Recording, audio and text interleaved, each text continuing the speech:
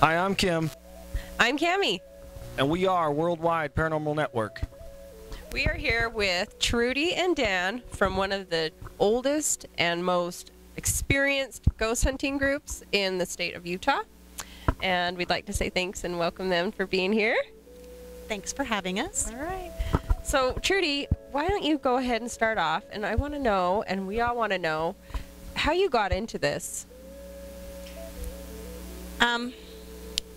A long time ago, there was these programs on TV to where they had the nose cameras about people going into the haunted houses and going through and doing little rituals to find ghosts, to experience. It's a big scare factor. Oh. And Dan always wanted to do that. Dan, you wanted to get scared? I wanted to get scared. I wanted to see if it was for real, or I guess I had to see it before I could believe it. So And it was just a basic curiosity that drove you to get involved in that? We started researching the internet, looking for stuff like that, and we came across a website, and so we started looking at the pictures and listening to the EVPs, and he decided that he wanted to go ghost hunting in a cemetery. And that's pretty much where everybody starts, I think. I mean, everybody that I know, like, we first started in a cemetery. Yeah. Yeah. That's Well, big. you know, there's not a lot of public places open for that, and so, you know, the next spookiest place being public is a cemetery. So that, I could see that being a good start for a lot of people, for sure. So curiosity is a main reason why people do that. Yes. it was kind of ironic because the first night we went out is when we noticed there was another couple in the cemetery with us. And yes, they were real. But they were the actual founders of the group that we became involved with. And they were just out like us, just having a night out. In a cemetery. Just the two In a of them cemetery. In the cemetery. That's awesome. It was a date. You know? Yeah, pretty much a date. I think curiosity goes back a little further because Trudy and the kids used to claim they would see things in the house and hear things in the house. And I mean, I'd go home and my chair would be moved, or the TV channels would change on its own, and things would be recorded that nobody recorded. Huh. It was kind of weird, but I think that's where the curiosity started. So based on experiences that you guys were having in your own home, you wanted to go out and find out more about the stuff that you were experiencing. Right. And that led on to some pretty interesting things for me. I mean, I had to see it to believe it. Right, and you saw it. I saw it a lot more than I probably want to admit. But what we captured on video and still shot, and even with the EVPs, it's pretty hard to dismiss. Do you remember the first EVP that you caught? And, you know, do you remember where you were and you knew that there was no one else there, and then all of a sudden you're listening to it and bam, there it was. What was your... I think it was the Rio Grande train station, downtown Salt Lake. Yeah, I've heard a lot about that too. We, oh, that was pretty interesting. We were in the basement, and when you went downstairs, it was just one long corridor, went from one end of the building to the other. And it had a series of offices or storage rooms, but all the doors were locked. And the only light down there was an exit sign and one light bulb at the other end of the hall. And I kind of got out in front of the group. There was probably 7 of us, maybe. And I went to the other end, and I just kind of was filming everybody coming into the light. Well, Trudy was one of the last ones to come in, and in the video, she's having a conversation with somebody, literally. But yet, as soon as she got into the light, this figure just turned around and went back into the darkness. And that was pretty strange. But, yeah, I bet that was pretty strange for me too. I can imagine, not being a skeptic, hearing all these things that have, happened around the house and not experiencing something, and then go out and looking for it, and that be your first real experience. It'd be pretty nerve-wracking. There was a couple good photographs in that area as well. There was a shadow on the wall, but there was nobody around. Everybody was either beyond the light. I'm talking light bulb, one light bulb. Beyond the light, but yet there was still one shadow on the wall, and that was hard to explain too. And this all happened within about 15 minutes. Oh wow. It was pretty quick. Well, he was dressed just like okay. He was dressed just like us. You know what I mean? So I thought the guy was part of our tour. I'm just like, oh, is this your first ghost hunt? And I'm having this great conversation with this guy, and he's just like, well, yeah. I'm like, I can just feel things, and I've got my recorder, and I'm just like, I can feel something, but I just don't know where it is. And you're talking. And I'm talking to it. There's a ghost standing like right somewhere around you, sir. But I had no idea. Behind you. He looked completely like solid. He was solid to me. He looked completely solid. And so I'm just like, I can feel it, but I just can't see it. And I had no idea that he had turned and walked into a wall. I had no idea. He just walked away and you were done talking, and so you weren't paying any mind to the gentleman ghost? He was part of our group, and I didn't know until after the investigation when they showed it. I probably peed a little. Yeah, gosh, I've never had that. I'm kind of jealous, honestly. Well, you think you're talking to somebody that's not there. But that place was an amazing place. Even back then with the tools and stuff that we had, the equipment that we had was not high tech. So anything you caught, you really had to question. And the video camera that we had at the time, it didn't have night vision. So you were in the light? That's why I had to. That's why I had to get ahead of the group and try to capture everybody as they walked underneath the light bulb into frame, and sure enough, You had an extra passenger. We did. It was quite strange, and Trudy was the last one to come into focus, and you can see this dark figure next to her, and as she started to come into the light where you can see the color of her clothes and things like that, is about the same time he just turned and through the wall. took away. And so did he. He panned the camera. So I'm like, Yeah. Yeah.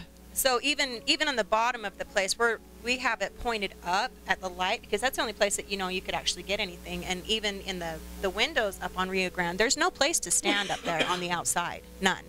And just going and reviewing evidence and stuff like that, you see this little man standing in the window. So great things with video, you can cut it and zoom in and zoom in and zoom in. We actually seen a man up on the top standing in and watching us ghost hunt.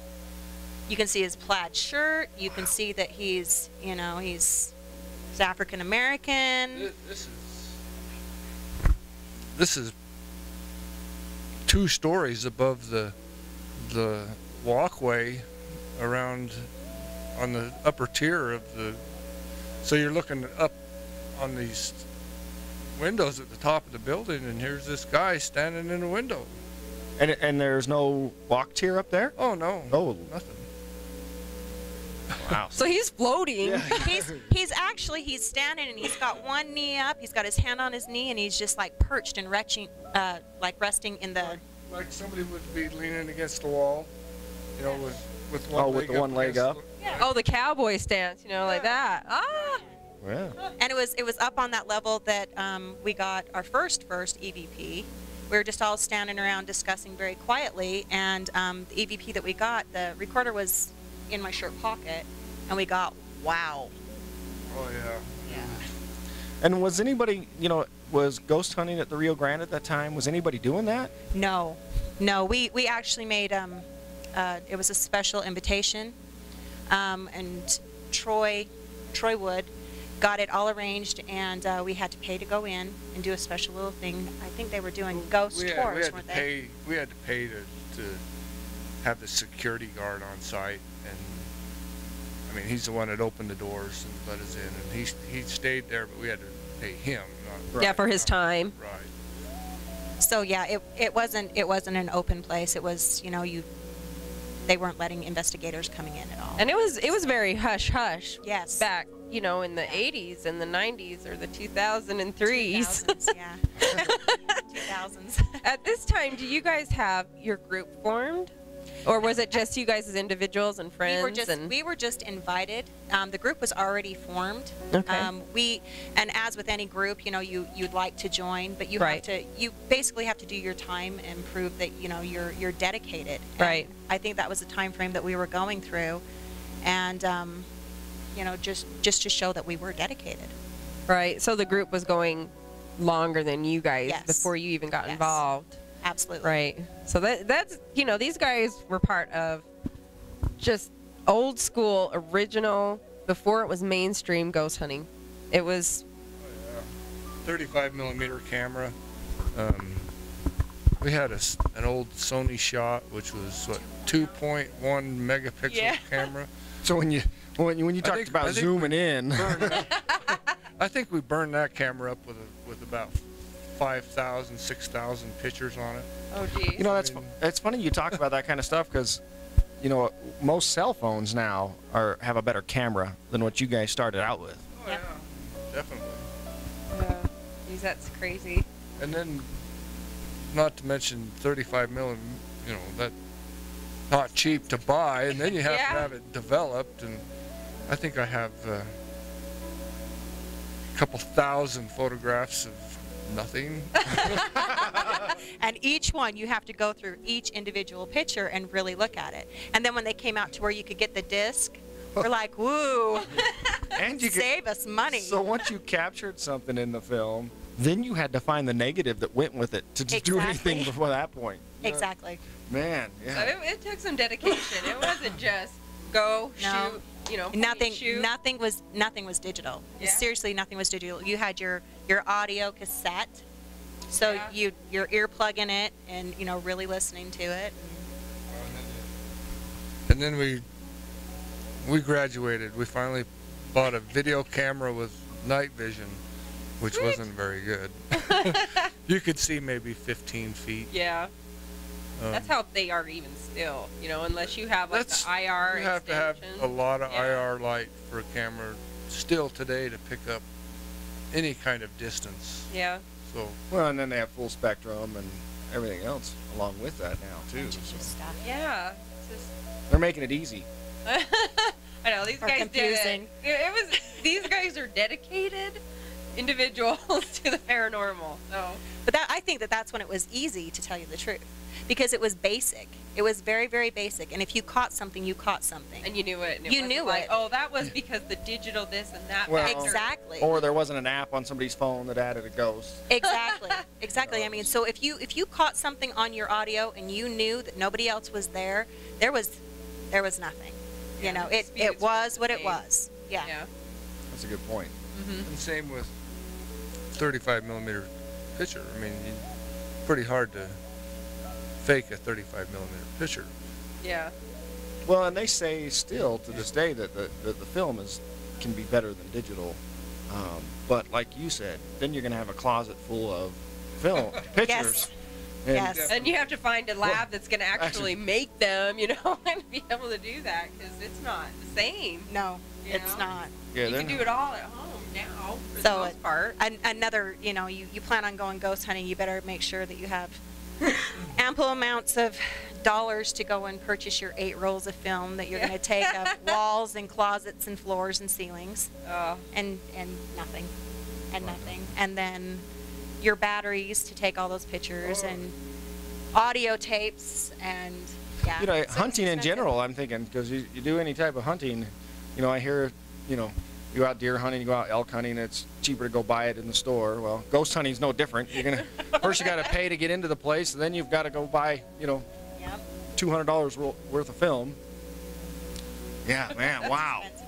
Well, now you're buying a $600-700 camera, but that pays. That's a for one-time fee. That pays for itself really fast when you're talking about just developing 35 millimeter film. And just imagine the poor lady at the photo mat, like, What is this? There was a lot of Really? explaining. There was a lot of explaining, and we'd have to say, just develop it. You should know? we be reporting this stuff? I mean, It's like it doesn't matter if it, you know, it doesn't matter. Just develop every single last one. You know. oh yeah, yeah. Yeah, 'Cause because some they of those. would ask. They'd be like, "There's really nothing in this. It looks kind of weird. Do you want Yeah. this one?" This is a little dark. We didn't want to Develop charge it you for this. It's anyway. kind of a weird shadowy figure. We figured, no, that's no good. No! Please develop it. What are you doing? And then that would turn into a conversation of, well, why do you do that? Well, do you think there's spirits? Do you, you know? So it always leads to more Are curiosity. you devil worshippers? It also led us. Well, It that also was led the us big to individuals who were having experiences. Right. It does. And it's like it opened up more doors for investigations and things of that nature too. So it paid off in the long run, but still a lot of work. There's a long road there. Yeah, for sure. And so the Rio Grande, that was one of your big first official investigations. Yes. From there, you got, you know, pulled into the team. You kind of proved yourself talking to people that aren't there, Yes. seeing it, Remember this being a believer. Cycle thing. Yeah. It's like, oh, she's not crazy. Look at her. She's valuable to us, you know? So then from there, where did it go? I mean, you probably did anything from the residential, the business, just To schools, to We did mental hospitals, theaters, like I said, residential. We did. What was one of your more prominent residential cases? You know, we talk about that's kind of how a lot of the ghost hunters start out, is doing, you know, helping residents. That's and where their helping, you know, goal is, you know? to try and, you know, help the people of the house and find out why it's there, what's causing the menace. so that would be the most Well, that would, yeah. valuable. There's a West Valley City Cemetery, the neighborhood behind it. There was some friends of our children, and they kept claiming to have problems in the house. Well, they were only a block, or not even a block, a street away from the cemetery. But they would complain about seeing shadows and weird noises and creatures. And that was Demonic that was in their creatures. that was in their house. They would see Yeah, these things. this is in their house and in their basement mostly. And we investigated there numerous times. Well, you almost have to, really, to get a good feel Oh, of what's going certainly. on. But one of the first times we were there, it was quite interesting. I mean, we're looking at the computer screen with one of the old little tiny cameras that you plugged into the computer, little, Yeah, tiny webcam. little webcam, and we couldn't see them with our naked eye, but when we was watching it through the computer screen, through that webcam, there was two little kids playing in a bookshelf. A little boy and a little girl. And it's almost as if you could see them pull a book off and open it up like they were reading the book. And they would turn around and they would smile at us. So they knew then- you were there watching them. It had to be. Huh. I mean, and this went on for like 20 minutes to a half an hour. Oh, And jeez. the little girl actually stood up and pulled her dress out and twirled around Aw. and sat back down. Yeah. Maybe she was uncomfortable. I don't know. Were you at the time? Were you able to capture? Like, was it recordable at that time? Or We do have Still shots. still shots of what was being shown on the computer screen. So Wow. you could capture images? Okay. images. And I do believe we didn't get anything on the 35 millimeter, but on the old Sony Sure Shot, 2.1. You could make an outline out of two children sitting in front of this bookcase. We even went and pulled books out, you know, because you're like, is it like the outline of the title of the book? You know, is it the outline of the title of the book? So we're pulling Trying to stuff out. debunk. You know, you want to make sure that, you know, What you're you're seeing. getting what you're, yeah. So Yeah. you want to make sure. So it could be an outline from anything that's in there. So you just start taking stuff out, and it's like, no, it's there. Still there. That is cool. Tell them about the mirrors in Now, well, the little kids. Did you feel threatened by them? You talked about how they No. seen some bad No, things and creatures. And The little kids, they didn't seem bad at all. But there's a man that actually, a shadow of a man, that actually came out, and he just kind of stood over the kids. And when he was done with us looking, he was done with us looking. He actually charged up at the camera. And so, yeah, we were done after that. Did you find any history about this area? I mean, that would say No. why these kids were Yeah, there? were they? No. Did they belong to the That- house or the cemetery? That's something that we couldn't get far into it. I mean, it just, as where they were so close to the cemetery, and a lot of the houses there would have issues anyways. They all had some kind of paranormal activity, whether hush hush or not, but it was always talked about. Sure, the real estate's discounted, but Is it enough? So yeah, the kids just kind of fidgeted around just like little kids, but the man that was actually there watching over them, he made sure that we were done. It's so like, when no more. they did they react differently when he appeared? No, because when that happened, they just kind of looked up, and then he just charged right at the camera and blocked everything out. I So mean, they it was, just weren't afraid of him. No. They either. acknowledged him. no, but he was aggressive. He was aggressive, most definitely aggressive. Okay, so you were saying something about the mirrors, and did you want Trudy to talk about that, or? she's got into mirrors more than I did. All right. Girl thing.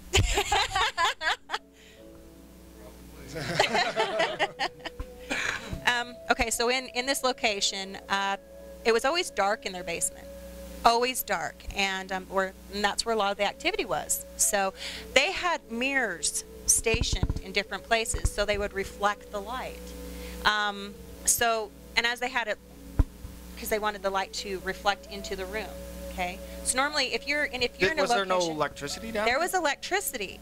But they chose to do it like the Egyptians and Yes. bounce it Yeah, off the because walls. they figured that if they had more light, they wouldn't actually be seeing what they saw. Oh, so they did it. It Oh. wasn't they did it for a purpose. It wasn't. It wasn't Purpose. really light Oh, source. wow. Okay. Yes. So they've been living with it for a while, and they're Yeah. just trying to find a way to kind of Tone it hide, down. Yeah. hide it from themselves almost. But what they were doing is actually creating like a portal. Mirrors reflect. I know it's a totally different subject. No. But I just think it's funny that how these people, and this happens a lot more than you Yes. believe, that they think Yes. people get into this where they believe that, hey, we're going to do this to try and better the situation, and really all they're doing is making it worse. Yeah, Yes. making it easier for the Amplifying spirit. it. It does, because it gives them places to hide. Right. And so when you're you have a mirror facing this way, and so the spirit can come in and jump in this way, and then you have another one that bounces off this way. So it has like its own freeway. Yeah, it made itself own Yeah. little cubby holes to hide in as Yeah. it went through. And on top of that, they had the old 70 square mirrors. Yeah. That we all grew up with, little Right. wall of mirrors. And so there was Yeah, that was pretty creepy. I have to say that's creepy. Taking pictures in this house, just taking pictures, we were capturing spirits inside the mirrors. You could actually see faces inside these mirrors. There was one photo that we actually captured a shadow in the mirror. Yeah. Wow. Okay, mirrors don't cast shadows, okay? Yeah, no, that's a fact. But this was actually a shadow in the mirror next to this coat rack. And we caught it not once, but twice. So he was next to the coat rack and then had stepped to the side. We just don't capture shadows in mirrors. So only reflections. Wow, man. That's pretty Yeah. cool. Yeah, they've made themselves a super highway portal system, and no wonder their basement was so active. And yeah. Wow. So what ended up coming of that? They still have a lot of activity, and they've learned We made to. them take down the mirrors. Yes, yeah. So what did they think about that when they? That's an Yeah. awesome. I mean, what did Yeah. they think about that when you told them what they had done? I mean, what their reaction? They were was like? kind of freaked out. They were kind of freaked out because they thought they were just trying to bring more light into the room and create more of a safety thing. Because they could see them, they could hear them. Some of the things would come up and just sing to them, sing to the kids. Mean. Some of them were just mean, and they thought, well, let's go ahead and get rid of the mirrors because. Yeah. And then they started paying attention. And it was certain mirrors that would like fall off, like their bathroom mirror downstairs. Yeah. The vanity mirror would like fall off. And when they tore down all the mirrors in the 70 mirrors, all little squares, just patching that, it took them patching it 3 times because every time they went in there to go and to paint, there was claw marks in the wall. Oh. So they'd have Well, to something didn't replaster. want the mirrors down either. No. They cut the portal off, is what Yeah. they did. So Well, do you think neither- that maybe they kept some things there that were Yes. coming, Yeah. and they Yeah. probably Using wanted the to mirrors as a portal, per Yeah. se. Well, and maybe to the And- point that they knew what was happening. The spirit said, okay, I know what's happening. When this last mirror goes, I'm done. So I'm either going to be Exactly. done on this side or I'm going to be done on that side. Exactly. So they still have issues with the home, and they're just learning to deal with it and to live with them. There's. Did you find out what was causing the claw marks? Do we want to go into Yeah, it? maybe- That'll be a We're not question. quite sure what it is, but we did get a photo of a creature hanging, a Strange. strange-looking creature, actually hanging from a lampshade. No, Oh. no joke. What was it like? It's like an outline, like it's invisible, but you can see the outline of it. Oh. Yes. I've seen those kind of things. Almost, It's like the almost predator like thing. what they call that chupacabra. Yeah. Oh, Really? It resembled that in a way, but just from its outline, Had a tail. it's It was weird. pretty weird. But it was tail. all creature looking, not. Yes. Was it more like Absolutely. a lizard-looking type, or I would- just dragon? Kind Every of. time I looked dog? at it, Kind of, I yeah. thought it was a chupacabra. Just chupacabra. That's all that came to mind. But huh? the strange thing is when the girls approached me with this, they had actually drawn a picture of what they seen, and it was more what they seen was more of it was more lizard-like. What they drew me looked like a standing lizard, and I'm like, that's in your house. Oh, and that was before you even caught the picture. Yeah. Oh. Yeah. So the girls Huh. drew the picture, gave this to me. This is what we see, and then we get this picture of this. I mean, he's like holding on for dear life, like I don't want to be caught. You know. So you're sitting at home. You've seen the photo from the girls. You've done your preliminary. You went and talked to them. They said, yeah, there's this thing. And they show you this picture of this lizard person. And you're like, oh, okay. And you do some investigating. You go back home. You review your evidence. And there's this lizard thing hanging from the lampshade. Yes. And what was your thoughts then? What the hell is that? What did I get into? Yeah. I want to go back and do the cemetery. I want to investigate cemeteries from now I am on. Is so all. ready. I'm so ready. Yeah. Where's the Union Station when you need it? And But so we had also gotten a man and a woman, just their faces, silhouettes of their faces in the room as well. We had done a lot of videotaping, and so we had gotten orbs that were like running up and down their ceiling, just running like crazy. Was this after the mirrors or before? This is during the during. This is before they took the mirrors down. Yeah. Yeah, so there's your highway right there. Yeah. So it was pretty crazy, intense. Yeah. Wow. I can't even. Well, what is an orb? Yeah. That's a question. I mean, you know, everybody wonders. but when you see an orb go across the ceiling and stop and turn around and come back 2 or 3 times, Sure. there's something weird going on there. Well, especially with all the other evidence you guys have collected at this point, it sounds like. Yeah. They also had this scenic wall. Yeah, that's Like- cool. Basically, like a picture of Yeah, like a fall So- background. I you had know, one of the those whole growing The up. wall. scenery background. Yeah, forest. The whole wall. Yeah. was The whole done wall. this. Now this wall was just like it was just You an guys- empty wall. It's funny that the only people that aren't going to get this are probably about 20 and younger. anybody that's a little older than the 28, 29 has been over to somebody's house that has that same scenery with those mirrors. Right. Right. I mean, Sad. It was pretty There's common. usually gold You know, glitter, Exactly. trailed But through the mirrors. we don't have to really worry because it's the same people that if you showed a cassette, they're not going to get that either. Exactly.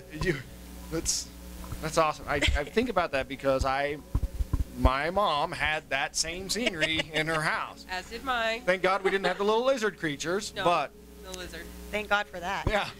But on this Your mom wall, probably didn't live next door to a cemetery either. Yeah. It's cheap, but still. absolutely. Pros and cons. This wall you would knock on. You could go, and they would knock back.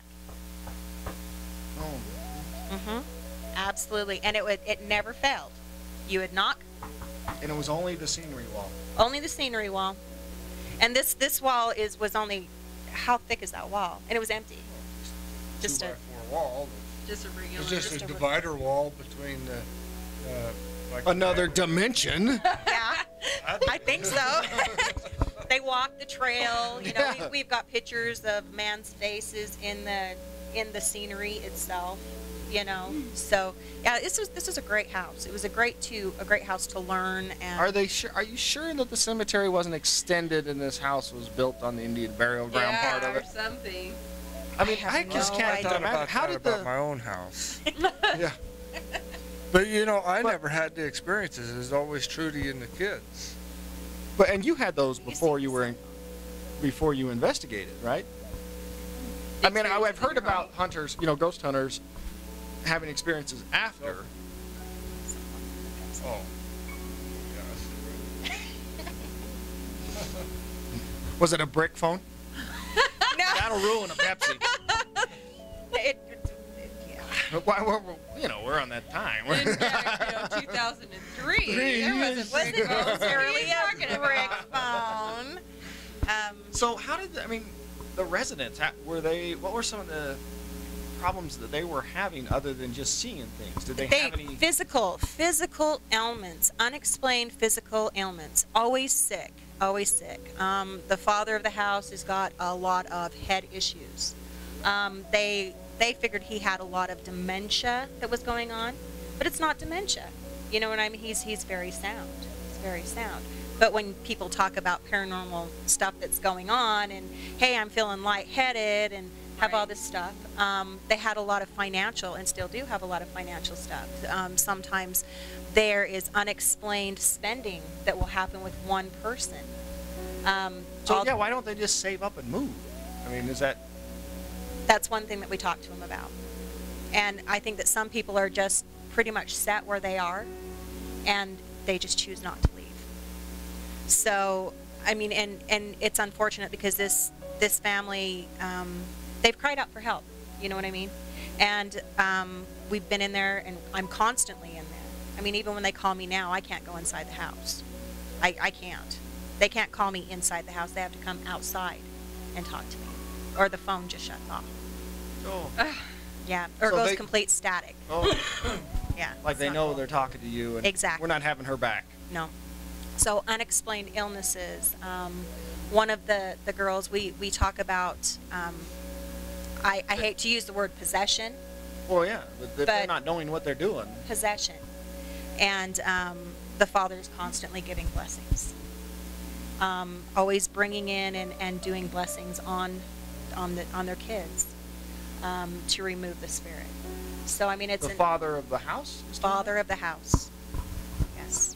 that? But, wow, that's kind of weird. Just, I mean, the thought of that, him doing the blessings where he's had some of the issues. Exactly. He actually he starts off with the very first day there was the sound of, the sound was the word, He starts at the beginning of the Bible and he will continue on. They found that the more religion and spirituality that they bring in, they get so tired of it, they just go and hide. Oh, sure. So another thing that they do is they'll play like church music on high and just geez. blast the house until it calms down. But they've had like having them smudge their home, to clear their home. He's found, because the father of the home rolls up his socks and puts them inside of his shoes. And he's Why? What was David Ball? what was David Ball? Yeah. He's a pagan minister. Okay. Well, David Ball, he went in there, performed his little ritual, and it got 10 times worse after he was done. So they had no relief, and it was. I quit. I had to go. I had to quit. I couldn't. Couldn't even go anymore. No. Oh. Because the more you would pay attention to it, the more active it would get. More- And they would I get didn't want- violent. I Even didn't the want to more- bring it home to my house either. Yeah. No. Because that does happen. It you know, does. it So the really more does. attention does. you gave it, or they gave it, right? You feed it, they're like, ooh, you're paying attention to me. Woohoo. Oh. Yeah. And so they would act out more. Now, what was the deal with the socks? He would go and he would roll up his socks at the end of the night, put them inside of his shoes, and then he'd go and he'd smudge the house with the sage, just to do a clearing. There was numerous times he'd go and he'd find his socks pulled out and the sage shoved in his shoe. It's like, and that's what good that Like, did, take huh? that. Do Yep. that again. Here, Wow. smudge it tomorrow. Interesting Wow. house. Very interesting house. Yeah. I mean, did you find anything further on that? I mean, you just done and you give them the support that you can now? Yeah, and just the ongoing support is all that we can do, and that they don't want to bring any more into it, because the more that you feed it, the more it actually stays. So this is a home, I believe, that unless they move, it's probably just there. So do you think that it would continue to the next owner, or do you think a lot of it's just the individuals No, I there? believe it's the house. I don't. I I think they do. brought it on themselves. How do you think they brought it on? Well, I don't know if I should say it, but Well, just The a Ouija theory. board. Yeah. the kids were playing with a Ouija board. The oldest daughter played with the Ouija board. And when that was taking place is when all this started. So Well, and yeah, so maybe they when you- attracted if it. you're going to play the Ouija board, you got to know how to protect yourself and close it. Right. And I don't think they did. And when it opened up and these spirits came in, they found a home, and they haven't left still today. So it sounds like just everything they did was bringing more and Right. causing more, activity. Then they have a cemetery around them where, I mean, what Well, do you do? and really, a lot of that is started because people don't want to talk about it. And A so Ouija when board? any of Like the any paranormal, I mean, now anything. it's a And little so, bit different. Yeah, but yeah. Back in the days, you didn't want to tell somebody. that- 2003. Yeah. Back, way back in the day, Back in the day. 2003. People didn't want to talk about ghosts because No. you were crazy more than anything, and Exactly. so the internet, although was still a there, baby. it wasn't. Yeah, but it was still a baby, so there wasn't a lot out there for people to get the information of what to Yeah. do, and so you would do hearsay or rumors or hey, this would happen, or you could do this, and if you put salt down, it would keep somebody out of here. Well, not realizing you're trapping something in, or You know, you're doing the exact opposite, not knowing what you're doing, only getting because you couldn't go out and talk to somebody. You couldn't go down the road to your neighbor. You wouldn't go next door and go, "Hey, Bob, is there a ghost in your house too? Because my house across the street here, I don't want to stay there anymore." That you know, that didn't happen. There wasn't ghost hunters on TV and things like that. And so and they didn't pull up by the dozens when you went into the internet at all. I mean, it was you had to find this, and word of mouth for a lot of you know, situations. Absolutely, absolutely. So they're basically living with these spirits. Is there still harm being done to them physically, or? Sometimes there's still stuff that happens. The kids have talked about like being choked. One of them, she has one that comes up and sits next to her and actually sings to her some kind of weird language. And it's just like eerie, like don't want to be around type Yeah. stuff. It's not like a lullaby. No. No. Oh, some lullaby. It might be a lullaby, but I have no idea. But yeah, they stay in there, and this is the one that's unexplainably sick. They just don't know why she's so sick, and she just can't get better. And how old are they now? About? One of them is 27, 30, and so they're adults. Let's just say that they're adults. And they're still in the home. I mean, Some of them, yeah. Some of them are still in the home. do you? That's. Yeah, I do you wonder. think that that's something like they're putting the hold pattern on them so that they make them stay, you know, so they don't have to go through? I mean, that's. I think that as a family unit, I think they stick together Oh, yeah. for that reason. I know that a lot of the kids, they'll stay there to help the parents because, you know, they all work as a team now to keep things under Yeah, they all have wraps. the rituals. You know, Yeah. you go in, you turn on the light 4 times, and Yes, spin around. Yes. Yeah. Just to make sure, like you said, keep the music high. When it starts, Yeah. you know, they start seeing activity, you know, increase here and there. They know what to do. You know, pull Exactly. out the church record. Yeah, we actually have a guest coming on next week, and it was he lived that as a child, and his whole world was turned upside down by that. I mean, it's back in the 70s, Yeah. and he was just, they were terrorized. I mean, and their family, just like you're saying, things happened. Yeah. Weird things, accidents, illnesses, addictions, and Yes. just things that just kept coming on and coming on and coming on. That explains their house completely. Yeah, and it took them years. I don't think they ever really moved from the house until the death of his mother. So, Well, and- it's hard to really understand why they even stay, why even she stayed. You know, it just, to me, it baffles me. and again, no one to talk to.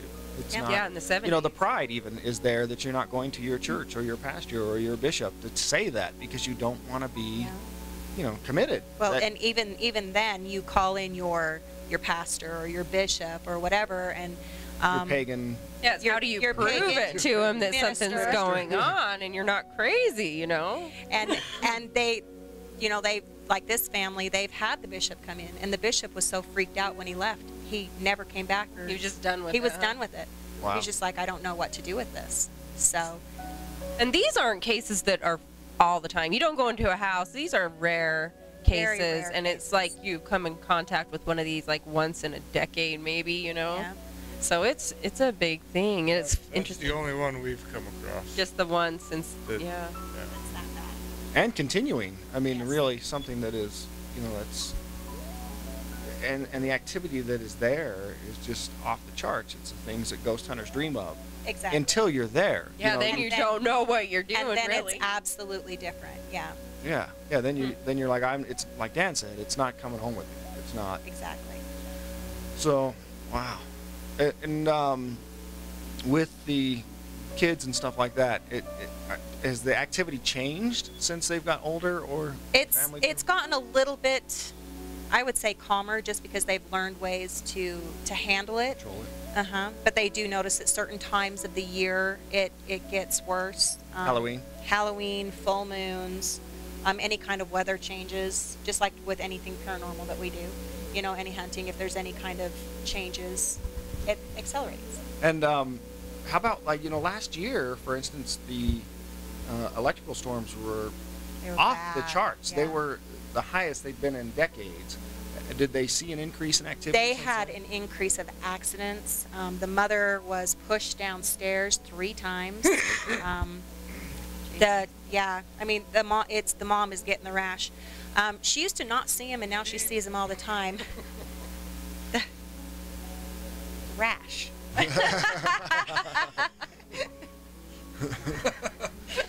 It's a paranormal rash. They're the worst kind. The ointment and the treatment really smells. So she's getting a lot of the problems now. So she's like been pushed up the stairs, pushed down the stairs. And she physically feels it. It's not like she trips or, she's accident prone. She's being shoved. And, why it's filtered to her, we don't know. Yeah, and the way that this family adapts, I mean, she's going to have one of those electric chairs at the stairs. I can just see it now. Get on it now, push me. Yeah, come on, bring it on. Get it on. And it just stops in the center. Ah, crap. Exactly. I'm going to have to walk. So have these kids tried to, move out, like the children? Yes. And what has happened when they've done that? Has it come with them? Have No, they just... actually, the oldest daughter had moved out for a while, and her health improved. It improved. But she couldn't stay away from her family, She knows what's going on, She and knows. she's like, And I'm so there she's for the long dedicated, haul. and so she would go back. She gets out, gets healthy, and decides, I'm going back. I'm going back. to help. And then another one of them, he got into trouble a lot. He was the youngest one. He got into trouble a lot, and he's moved back in, and he's found his own ways to do it, to handle the situation.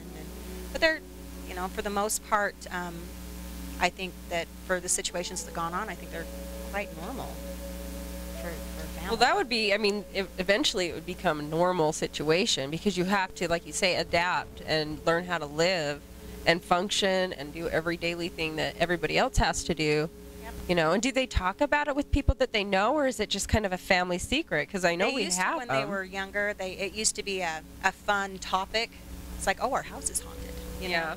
And now it's just like, ugh, can we just be done? Yeah, it's just exhausting. Yeah, Just imagine. it's a constant battle. Yeah. I can't imagine. Yeah, me neither. And this is just one of their cases. And so I think we take a little bit of a break. We come back, regroup ourselves, and Yeah, talk about some other cases that you guys have, go over some evidence that you guys have, and wow, that's all I can say. all right, let's do this then. Let's go ahead, take a 15-minute break. We're going to come back with Larry. Remember Larry? Big Time Paranormal. Gotta love Larry. And see what he has in store for us this week. Remember, he's going to give us paranormal news from around the world. And like I've said before, if you can't wait to see it every Tuesday night with us, you need to be checking him out on Facebook. Big Time Paranormal, Larry Gonzalez. We'll see him when we get back. All right, guys, stay tuned. See you later.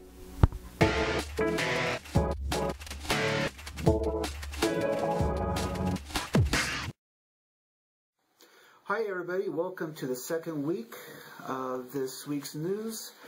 I am honored because they have actually named this segment Big Time Paranormal. So it makes it a lot easier because I have something bad. So we have a lot to cover, so we're going to just get into the news right away. One of the biggest news stories, and I'm sure you've heard about it, and it's been all over the news, about the Pope retiring, okay? I would normally not bring it up, but the fact that there's a prophecy that goes with it, and perhaps some of you are familiar with it. St. Malachi, a Roman Catholic bishop who died in 1148, was on a pilgrimage, and he had a vision. And in this vision, he could see basically the popes from his time all the way up to our time. And the next pope that's supposed to go into office supposedly is supposed to be the last pope before Armageddon. Yeah, I know, Armageddon, we just had the Mayans and all that. But I do have a little bit more credence toward this because of the fact that the track records there of them being able to predict basically each of the popes. This one is going to be known as Peter the Roman. So this says that he's probably Italian. Peter, we don't know if it's part of his birth name or if he's going to take on the name like Pope Peter, John Peter, Peter Paul Mary. I don't know, but we'll be keeping an eye on that for sure. But if we see Peter in the name, or that he's Italian, then we definitely are going to be watching out for that. The next one is we're going to have some space news, and this one is a comet that could hit Mars in 2014. This is predicted to go on October 19th. It's known as C/2013A1. What's so interesting about this is there's two things that could happen. One thing is that the comet could actually hit Mars, which some scientists believe it could happen.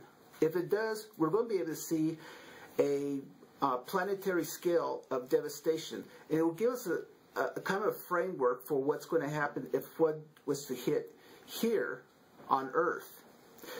The second thing that could happen is that they're hoping at least Mars will pass through the tail. Being that they have the rovers on the ground and they have the satellites up in orbit, they're going to be able to at least measure everything, take pictures. So they're very excited about this. So it's still very early because the comet was just discovered, just very recent. So there's kind of bickering back and forth on which way it's going to go. So that would definitely be something we're going to watch. Another bit of space news is there is a multi-millionaire, Dennis Tito.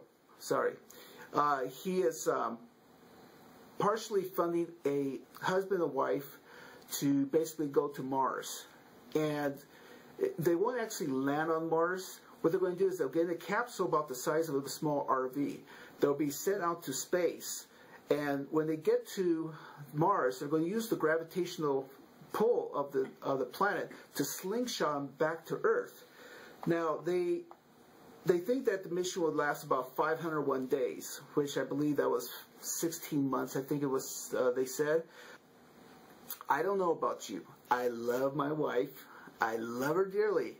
But you put her and I in a small cabin like that for 16 months, looking at each other for 24/7. By the time we got back to Earth, they opened up the hatch, we'd be dead from killing each other. So, I do love her. Now another one, we were talking last week about what was going on in Russia with the meteor strike. Well, it was interesting because the local newspaper went ahead and did a poll amongst the people. And they asked them, do you believe the government when they tell you that it was a meteor strike or a meteor that exploded? Well, what's interesting is that just over half believed the government. The other half, not so much. They were saying it was an act of God.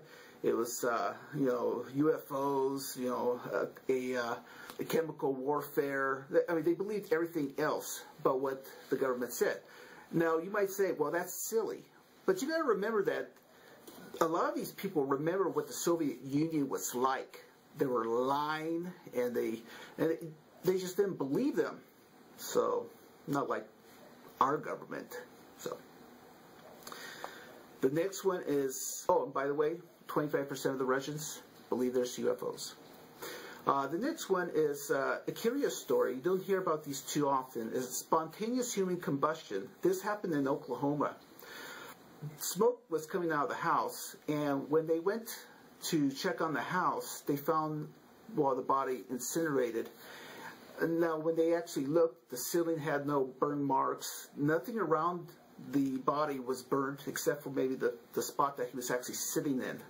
But I think I remember hearing that a body has to be In the crematorium, they have to raise the heat something like 1,200 or 1,400 degrees for multiple hours just to incinerate the body.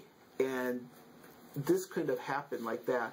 So they are not sure. So spontaneous combustion, we'll see. All I know is that I have spontaneous combustion when I go to Taco Bell. The next one is interesting. Last week I was going to have a story about chupacabra, but we didn't have the time. This time we have a different story. This one's out of Puerto Rico. A husband and wife came home late, and the next morning the husband went outside to feed the chickens and so on. Well, he found the chickens and the hens all drained of blood with puncture marks in the back. And they thought maybe it was a jaguar, but they said no, it can't be a jaguar because it would tore the bodies apart.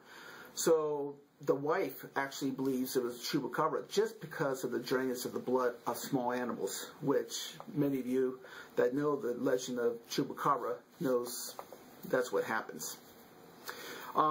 This one is actually a story that comes out of the Bermuda Triangle, or pretty close to it. And that's something we haven't heard for a while as well. It was 6 people disappeared last month in a twin-engine BN-2 Islander aircraft. It disappeared after 11 miles after it left the island. I thought I had saw something that maybe they had found some wreckage in the water. I don't know if that's the case. I haven't heard anything. But again, Bermuda Triangle, you don't hear stories like that anymore.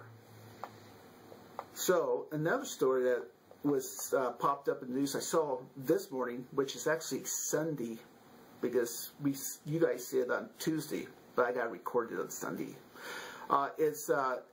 Is it possible to return from the dead? A doctor was, and remember, I'm just skimming the surface of the stories. A doctor determined at what point the patient's actually dead and what point becomes impossible to revive them. It is now believed that the brain cells remain viable for as long as 8 hours after a person is otherwise declared clinically deceased. But finding a reliable way to someone within this time frame remains a problem that scientists have yet to solve. So if they could actually come across a way to solve that problem, then obviously people have a better chance of surviving a drowning or you know, whatever. So we have that in the news. Now the next story is a pretty interesting story. It actually, I found it this morning. It's titled, Inventing a Computer That Never Crashes. University College London created this computer. It can repair itself and reprogram itself, basically regenerate itself. Now, they like the idea of this because of the simple fact is when you have robots, cars, computers, anything that has a computer chip in it, it'll be able to regenerate itself. Imagine how much it would save on money alone. You wouldn't have to worry about repairs. So that's one thing that's really become, it's just amazing how much technology has changed within the last few years. So yeah, the system is dubbed a systematic computer, the self-repairing machine now operating at University College London, UCL, could keep mission-critical systems working. So that's a huge jump in technology if they can actually repair themselves. So look for it at your local Best Buy or Radio Shack, wherever. Upcoming cons. These events, again, we spoke about most of them last week, but there's a few others that we found in between then and now. Of course, we're still talking about the True Paranormal LA Supernatural Summit in Santa Paula, California. and that's March 8th and 9th. That should be really exciting. I wish I could be there, but unfortunately I have to work. The paranormal investigation of the Yankee Peddler Inn, which is in Torrington, Connecticut, 93 Main Street. That's on March 9th. The event starts at 6:30 and ends at 11 the next morning. So you can check that out. The next one is actually a new one that we found. It's the Journey Psychic Fair. And this is in Mentor, Ohio, at the Residence Inn. And it's Friday, March 8th, Saturday, March 9th. If you're interested, you can call 440-223-1392. Again, Friday is from 1 to 9, and Saturday from 11 to 5. And of course, this is all about metaphysics and everything that goes along with it. Those of you that know about metaphysics know exactly what that would be. Another one's a new story, or a new con that I also found. It's a Texas Bigfoot Conference. The 12th annual Texas Bigfoot Conference will take place Saturday, March 16th. The Fort Worth Convention Center. It will run from 9 a.m. to 7 p.m. So that is at Worth Hotel. Well, you can stay at the Sheraton Fort Worth Hotel, but it's 2 blocks away from the convention center, and you could check that out. That sounds like a pretty interesting con as well. Of course, we also last week we talked about the haunted Hensdale House, and that's March 23rd from 7 p.m. to 1 a.m. and that's you could just go to www.beyondghosts.com and you could get more information about that. Last week we also talked about the Missouri State Penitentiary, where some of the people from the sci-fi show Ghost Hunters are going to be there, and that March 23rd from 6 p.m. to 7 p.m. that they're going to do a meet and greet. And then later on in the night, the people that are hosting the event is going to actually do an investigation. So they'll be splitting up in groups again. And so I'm sure that will be actually a blast. Now, we also talked about Asylum 49. On March 23rd, Asylum 49 is having a public ghost hunt. It's the first of the season. You have to go to www.asylum49.com, the number 49, because they have different events throughout the year, not just one. So you can take a look, see what's out there. So that's the conventions that's going up until the end of March. Usually we want to do a shout out to a team or a group.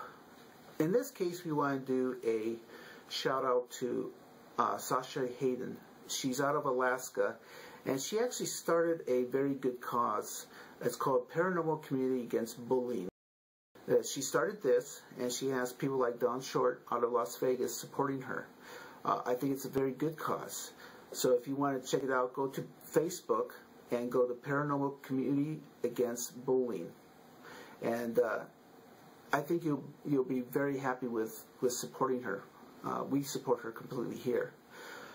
So thank you, Shasha, for creating that.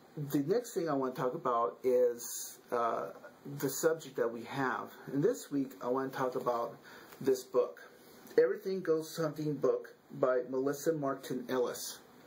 Now, when I couldn't get into any kind of team core group because they're all full, they weren't taking any members, I felt I still needed to learn how to do it. And this book has the history from England all the way here, the difference between the hauntings there versus here. It talks about the different kind of psychic abilities, so you can get familiar with that. But this really does have everything. So whether you're new or maybe you've been around for a while, it wouldn't hurt to pick this up to kind of refresh your memory on a few things. Maybe you've forgotten. It happens. We all forget something here and there. But I do recommend this book. So go to Amazon.com or to your local bookstore. And remember, Everything Ghost Hunting book by Melissa Martin Ellis. Okay? Right there. Okay, so that's that one.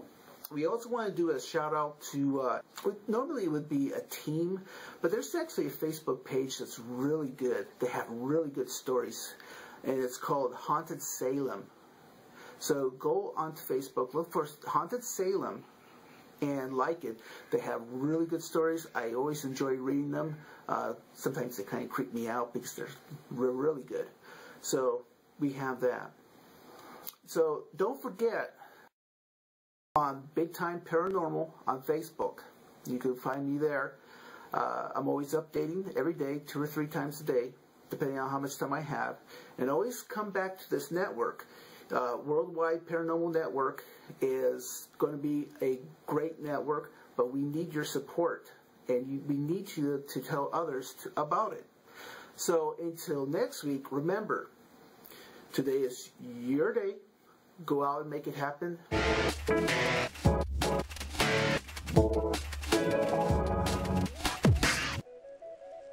All right, that was Larry from Big Time Paranormal. Thanks again, Larry. That was awesome. We are here with Dan and Trudy, some of the most experienced ghost hunters we have out here in Utah, from a group called UGO.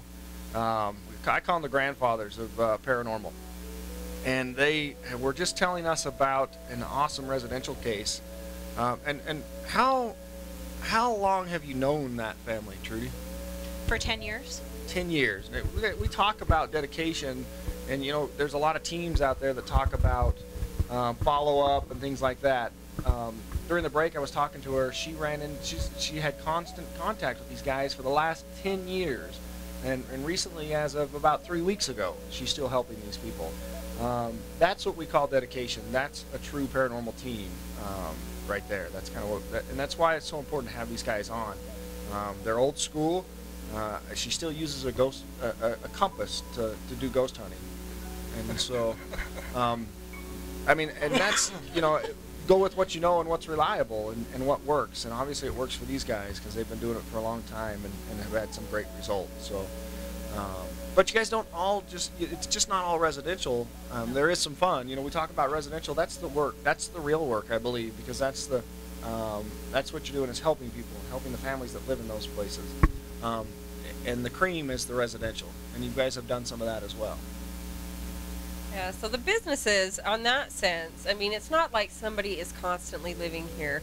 They're not sleeping there. They're not eating there. They're not having their family gatherings and things like that at the business. So, I mean, how does that differ for you guys when you go into a business? I mean, do you still do the same thing with the business as you do with the residential? Yes. And you take it just as serious as if they're just as affected? Yes. Well, because they are affected. Right. And it's not just them that are affected, it's their patrons that come into the place. They have experiences. The workers always have experiences. So yeah, I mean, it's a full circle. So you want to treat it the same way as you would a residence. Right. So can you tell us more about maybe one of the more prominent ones that you have? I know that you've brought us some evidence from one of these businesses that you've investigated. Can you tell us about that? Do you want us to give the name? If it's possible. If it's not confidential. I mean, confidentiality is a huge thing in paranormal investigating, but you know, some of the businesses, they don't mind as much, you know, sharing, especially if people are going to frequent the establishment more. No, they might gather more people just because they think the place is haunted. And right. That does happen. Yeah, absolutely. It Yeah. does. That's like a key factor now. If it's haunted, people Yeah. Right. That's more business for them. So we went into the Utah Book and Magazine store in Salt Lake City. And they're still around. Yes. Yes. Yes. Absolutely. It's got a long history of being different businesses, a gentleman's club, I believe a bank of some kind, and it's just different businesses, you know, throughout the years. It's in the historic part of Salt Lake City, so, you know, it's transferred a lot. The owner of the store, his brother actually passed away, and he believed that the store was frequented from his brother. He had a lot of paranormal activity that was happening. They had these little toy lights that would just the flashing lights. Yeah, And they would just you had go to off. actually shake them To make To them make 'em get go work. off. And they'd just go off randomly. And they did it when we were there. I mean, we You know, they have a unfortunately piece I of don't think we had ghost hunting. cameras pointed on them, but I say they have a piece of ghost hunting equipment out that does that now. That costs you probably around, I think it's $150. Yeah, then it's just a toy.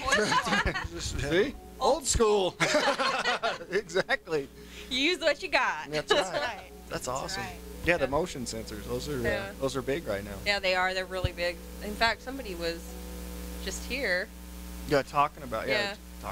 they had got theirs to finally go off after. Yeah, having after it and never forever. having had anything happen before. So, yeah, it's a big thing. And you guys are using these little child's toys at a bookstore Yeah. as, you know, a communication device. You could. I Well, mean, you can use anything as a communication Right. device. I mean, it doesn't have to be something you spend thousands of dollars or hundreds of dollars for. I mean, just your basic stuff.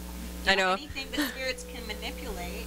yeah, I remember you bringing in your guitar tuner once, and I'm love like, my that's guitar awesome. I love my guitar.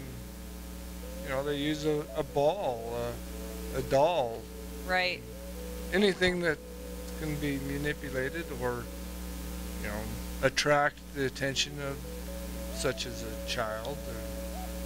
Yeah, trigger object. Trigger objects. Yeah. We just do it cheap.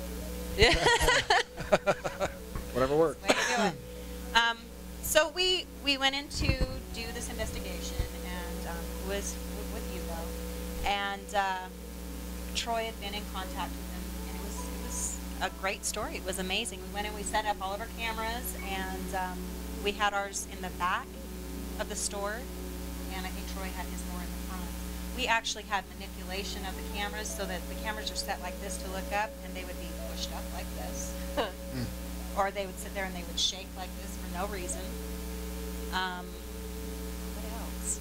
Was that like a regular, like a normal DVR camera that Yeah. people use now, like Yeah, the systems? absolutely. Stationary, you know, to where it's not They were supposed to move. IR, DVR. Sony 2.0. No, we upgraded. It was better stuff. This was after the initial upgrade of. Well, now you've seen some stuff. 12.0. Yeah, well, you've seen some stuff. It's time to invest. Exactly. Exactly. They got to keep up with the Joneses. That's right. With all the hottest and the latest and greatest. You know, the 2.0 is burnout. Right, The you- after charges the- wouldn't work. You have to upgrade. After those 10,000 photos, you know, That's- move on. Exactly, and they're so grainy now. It's sad.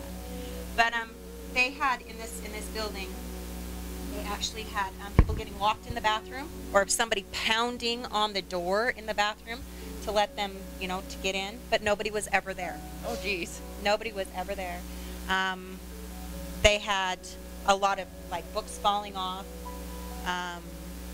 stuff down in the basement, and it was just really active. It was an active store.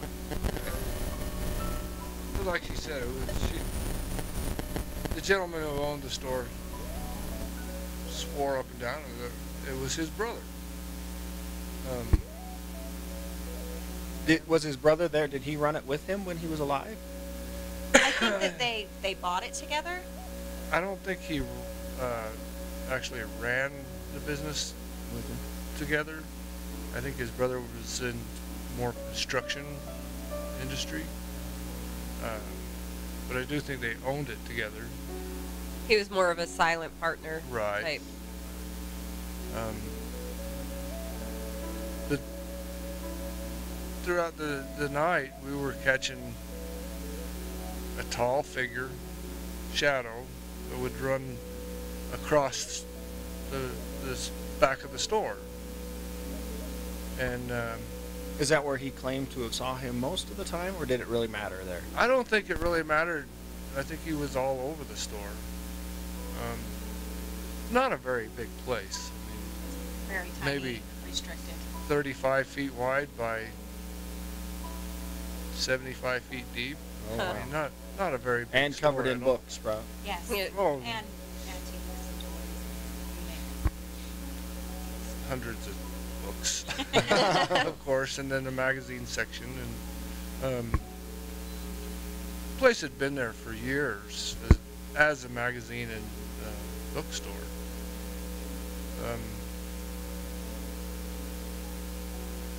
Tell me about the pictures. Pictures?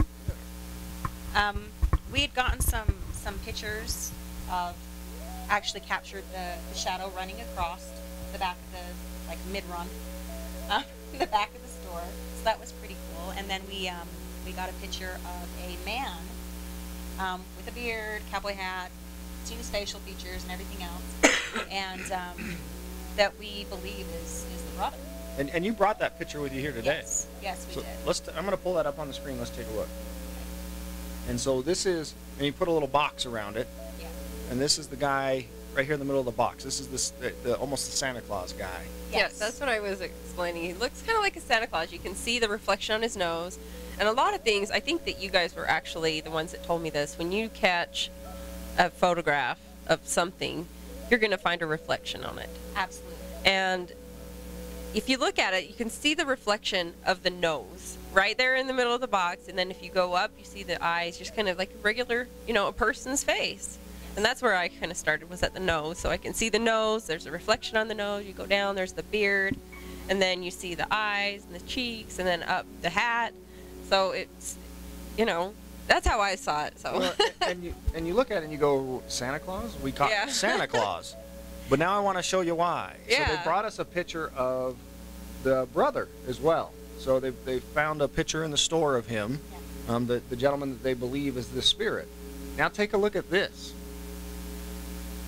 Santa Claus. Santa Claus.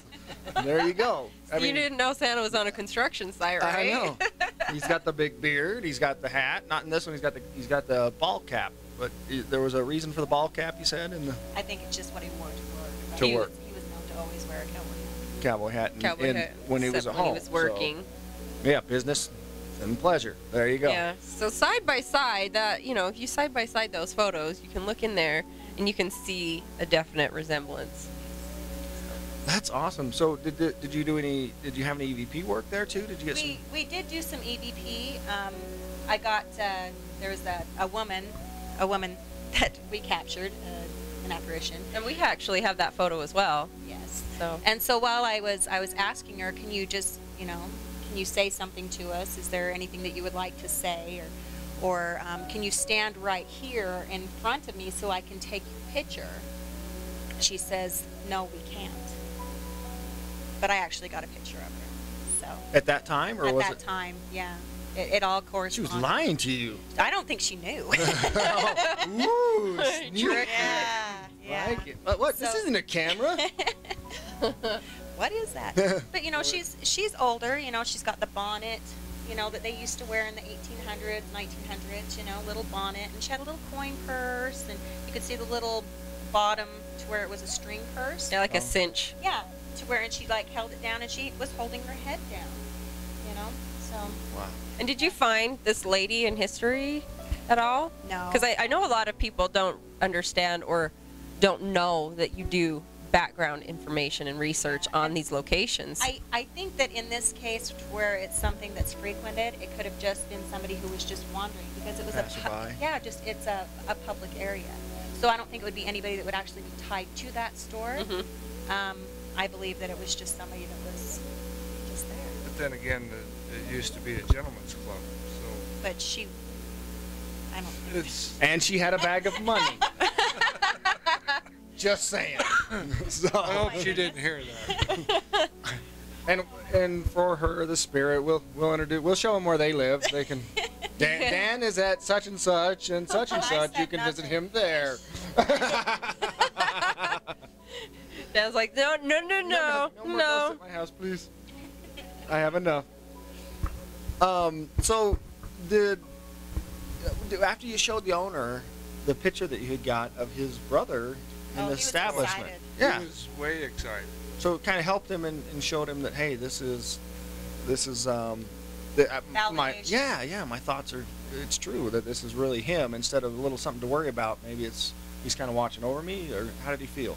Well, he felt like he was watching over him all the time, so I think it made him happy. Validated his expectations, what he thought. Yeah. So originally, how did you get in contact with him at the bookstore? Yeah, did he just call you in and say, hey, I want some validation? Contacted Troy. Hugo. Yeah. Just off of hearing about him. Yeah, a lot of people would just contact Hugo and just contact Troy and say, hey, we've got some activity that's going on. You know, we'd like you to come and investigate. And so he originally contacted Troy. And said, come down. Come down. I think my brother's haunting me. Yeah. My brother's haunting me. It's a good haunt. I'd say 90% of the investigations that we did were brought to us by the customer. I mean, we didn't go out and necessarily search for places. Well, and back in the day when you guys were doing it, really, I mean, there wasn't, like Cammy said, there's not, you don't pull up a website and have 10,000 ghost hunters here in Utah. No. You know, there was. No, it was actually really hard to find the website, and you know, the website we were looking at when we first started, you know, we actually found Utah Ghost Organization's website, which was so funny. That's the site we were looking at, and then we go to the cemetery and we actually meet Troy, which is Who you were kind doing. of like destined, you know. The path has been made. Yeah. Like, here you go. And But just looking for a site for that was.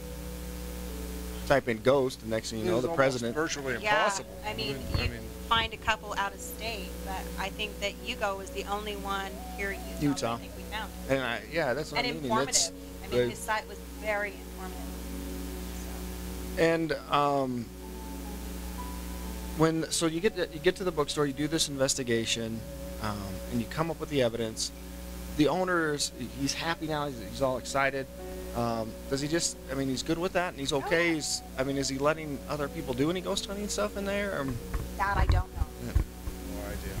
This sounds like a pretty small facility to where that might be a little tough to do anyway. Yeah. I think once he got the validation he was looking for, he was comfortable with what we presented to him. Therefore, He's just okay with it. I think he just Gonna live moved with it, on happy. and Again, said hi to his brother when he walked in the door every night or every day.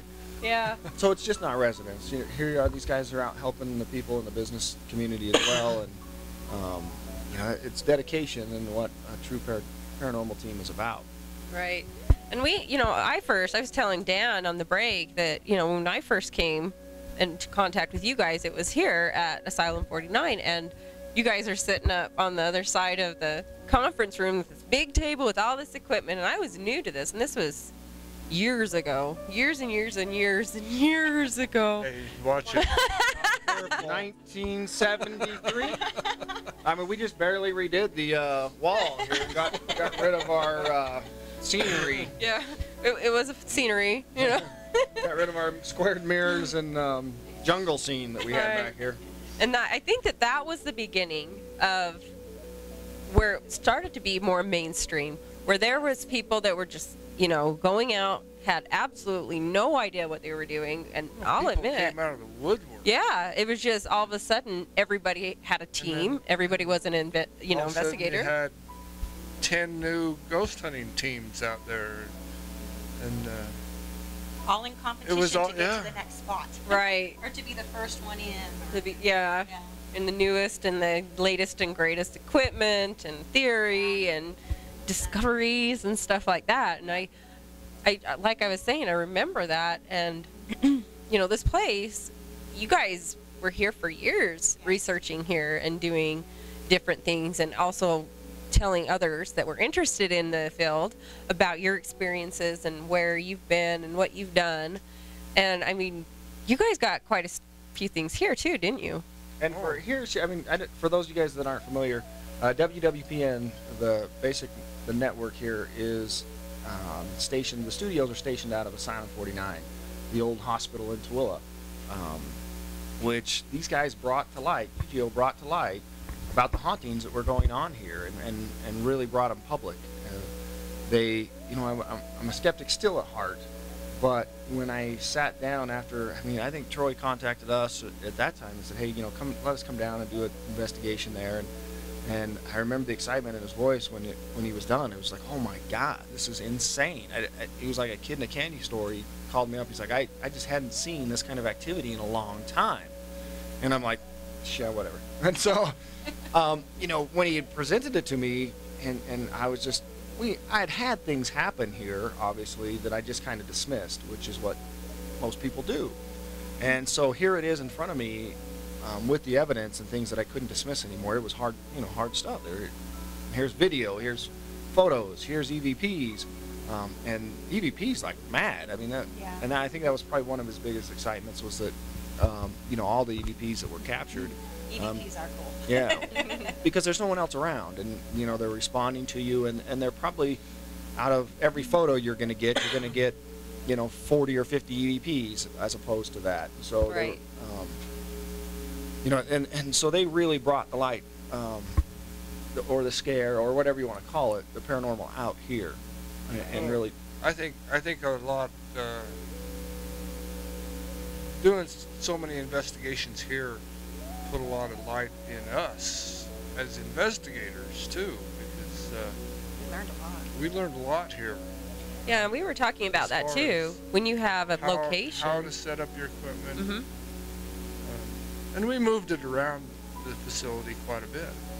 Yeah, where's the hot spots, and what are we going to capture, and what was here? You know, it started the mapping process for us even today of where the activity's been.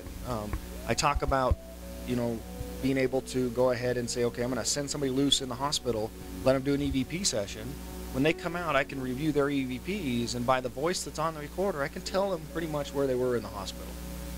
And that's, you guys started that mapping process, and really showed that, you know, if you have a location that you can actually concentrate on and go in and do some serious hunting, that the evidence that you produce is just definitely, you know, it's a learning experience, and it's there. It's going to be constant. It's not going to be wishy-washy. It's not going to be here one day and gone the next, and we're not getting 4 hours of doing this. We're getting daily. So, And it does change. You know, you guys found that too, that it does change. It fluctuates, different activity levels, different types of activity, different people.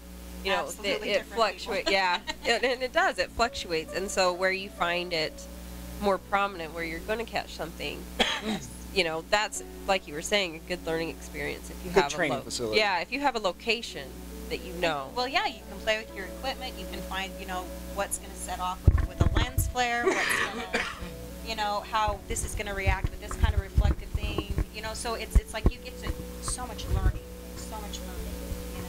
Yeah. it's crazy. And we have, I think we even have a few of their photos here. I like the old one. I remember this was actually on a investigation where he had set up the new security cameras and put them down the hallway. Lady With the baby. With the baby, yeah. baby, So yeah. check, this is down. I love this because it even corresponds with where it's at. And so this happened to be down labor and delivery hallway. And so labor and delivery, it's actually almost in front of that door. And tell us the story about how this. So we got the camera set up. The investigation goes on. You go home to review the evidence, and you're sitting in front of the TV reviewing this, and what pops into your head here? This is. Oh my God. It was a nightmare, okay? See, it's not all easy. It's not all was- easy, people. It's just not all just It's recorders work. and EVPs. We got to work for this. I was reviewing the evidence, and I seen this go by like that, and for the life of me, I couldn't find it again. It You knew literally- you'd saw something, It literally right? Yeah. took me 2 days of going back and forth and back and Frame forth, by and then frame. I went frame by frame by frame by frame for almost an hour, 2 hours You one figure day. that each flash that takes, it takes 5 pictures. So each second, or 3 seconds, 3 seconds. 3 seconds, it would take like 4 or 5 pictures. Oh man. And he's doing quick. frame by frame by frame. Oh, Yeah. see, dedication. Tedious work. That's what it Tedious. takes. And sure enough, I finally found it. you can see her. It started off with a dark spot, right? Yeah, it started off with kind of a shadowy figure, and then as like 2 or 3 frames, this face just started to come out, and then the body, and you could see her arms and her hospital gown, and she had what looked like blonde hair with the old 50s, early 60s style under curl, and it looked just like she was cradling a baby in her arms. Yeah, and actually it looks like you can see the baby. So not only as you progress those frames, sure enough, there she is. She moves in and the then frame. all of a sudden, the next frame is gone. So check this out. We don't have the video footage, but I've got a still footage, the last one, because wasn't there a deal we couldn't get it? You couldn't get it off the recorder. Get it off the I couldn't recorder. get it. Yeah. So they started to record it or take photos off of the screen and capture them. But so look at this. This is the lady down the labor and delivery hallway, and if you look close, you can see her. She's got her arms cradled like this, and the baby is up here. You can see both arms wrapped around the baby. You can see the long dress goes all the way to the floor. Here, let's check this out right now. See, there it is. There she is, full force right there. Baby in hand. This is and this was what this is the kind of stuff that they were getting. This is the, you know, when we talk about the test equipment and things like that, where the hot spots were. This was one of the other pieces, and I think one of, besides EVPs, I mean, there was a ton of EVPs that were out there, but there was one more huge one, and I love this one because it was a shadow figure down the hallway. And not only did they capture this guy once, they caught him twice. I remember. I think we caught him numerous times. Yeah. Well, we have 2. Yeah. I think there's some video and some photos. You're talking about the one going in the last room on the right at the very end of that. Yeah. We call him Robert, walking back and forth the hallway. That's right. His name. We call him Robert here. But I remember the first time they brought it to me and they showed me the photo or the video. And you see him walking across the hallway, and it was funny because the camera was at a little bit of a weird angle, so he's hard to see, and you see the light bounce down the hallway. Yeah, it looks almost like a flashlight. Yeah, it's bouncing. That's bouncing down this hallway, and all of a sudden he appears and walks across the hallway. And he's one of those more thin spirits. That's what I always call, because it's a shadow, but it's like a thin shadow. Yeah, just thin shadow. And we were so excited about it. And I remember them coming the next time, and they're like, oh, but the camera angle was a little weird, so we're going to set it up a little different. We're going to get a full shot of this hallway now. And I think we went on to be a couple hunts down the road, and sure enough, he slipped up, and they caught him again. So here was the first video. Check this out. And you'll see the flashlight bounce down the hallway. And then at the end of the hallway, there he is. He appears into the end of the hallway, and you see him kind of walk through. And you can see the camera angles off a little. It's harder to see, almost like you're looking around, trying to look around something to see him. And then check this out. They got him later, like almost as if to say, "Ha ha, we got you this time." And check this out. This is him again, and you see the hallway's a lot more clearer. It's right on the money. There's nothing in the way. And he starts out there on the right side of the hall, and he walks along. This is the best part. He walks over to what we call the conference room, and he almost stops in front of the door, and it appears like he's looking in. And the reason that is because we're giving a tour. We're giving a tour, a ghost tour, and you know, he's kind of keeping an eye on us, like, okay, where are they? And looks into the room, sees we're not there, and then he stops and turns, and here we come out the hallway, and then he kind of just runs off. So check this out. Here he is. This is the guy. This is the spirit we call Robert down in the hallway. The second shot.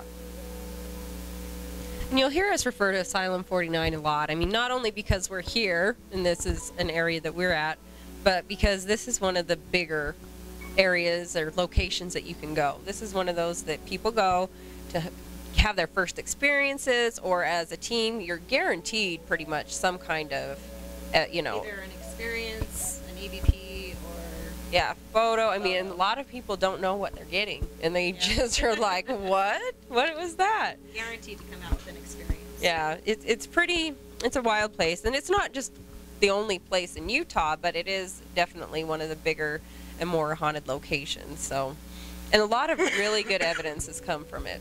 But you know, and I guess in Utah, that's just how it is here.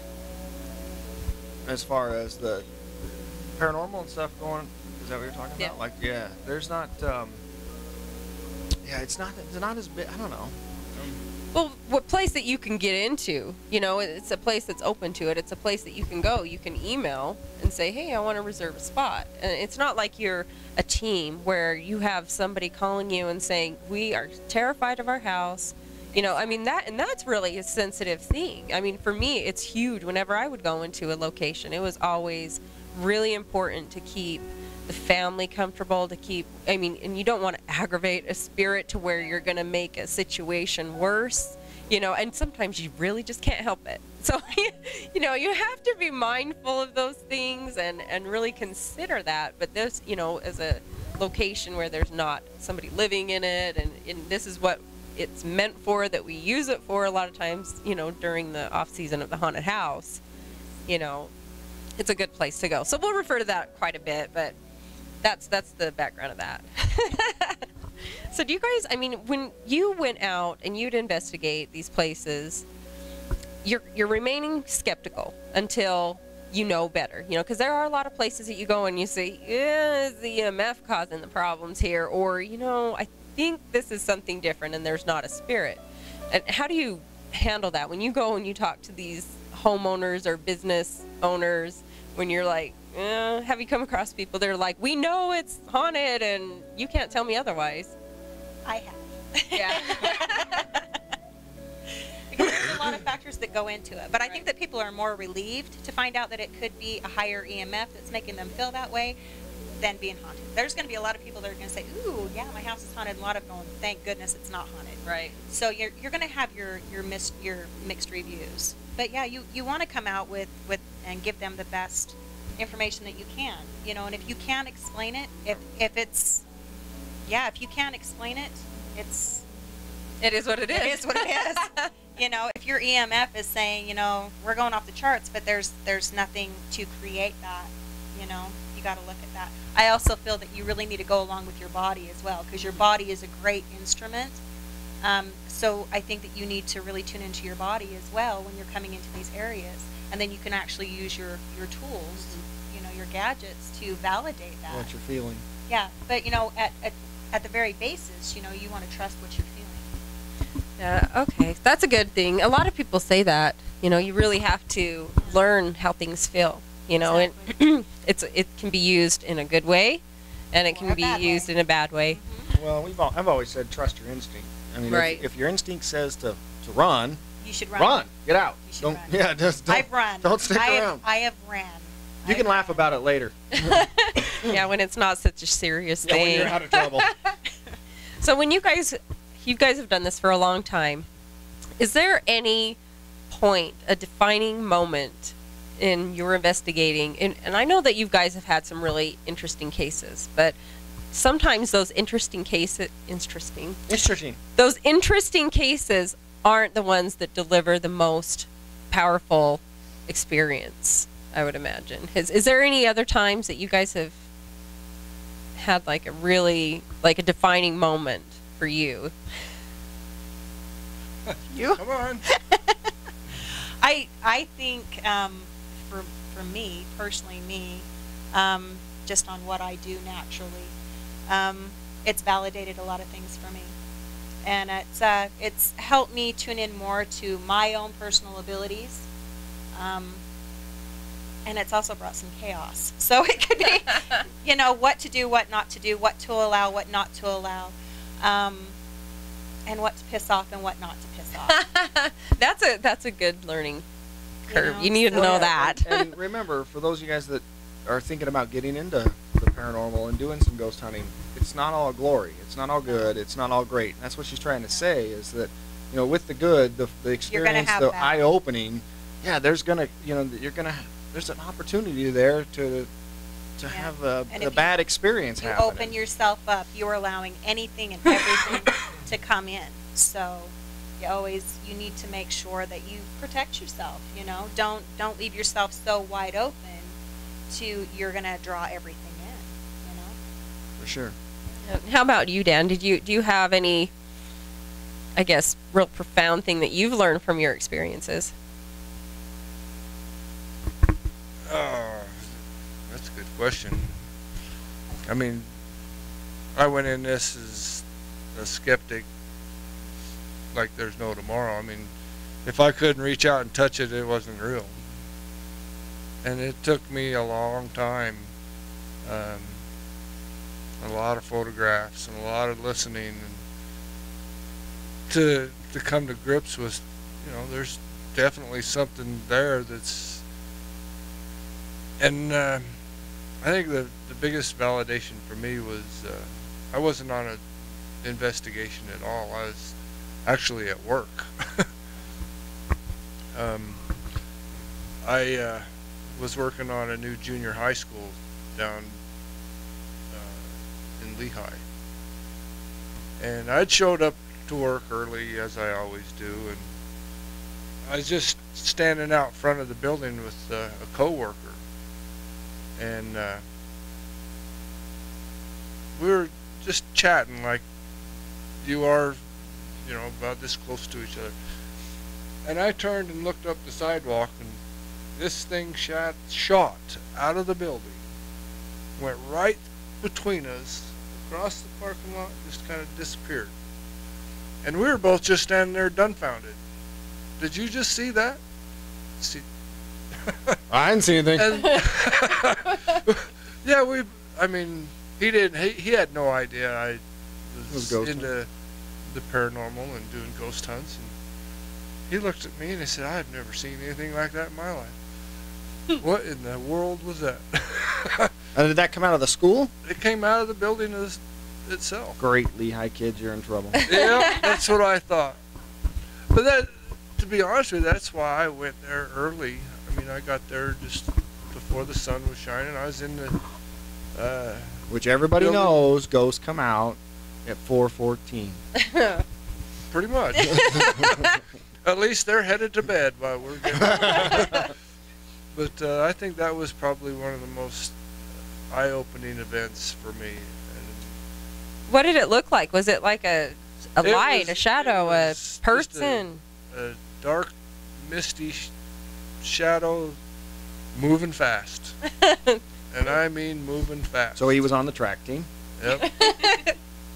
Either that or he got scared himself. Yeah. People! Oh my God, live people! They're coming. Get out of here! They're coming. Oh. Yeah. But we make light when we're scared. I mean, that coworker and I talked about it a couple times, and he still to this day remembers it just as vivid as I do.